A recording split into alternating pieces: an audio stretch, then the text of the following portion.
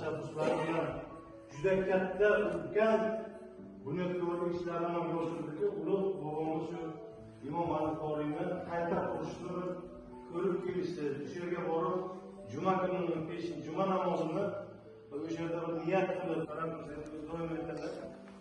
Bu otaxonlarni, onaxonlarni, nuroniylarni, hoji-onalarni duosida gap ko'p. Faqat shu duo olishga harakat qiling. Menga ham ko'p kishi aytadi.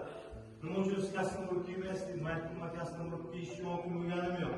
Men mana shu tumanimga, xalqimga, shu tumanimizda otaxon, onaxonlarimizga xizmat qilaman deb bir chekka chiqib kelib ketgan mumkinman.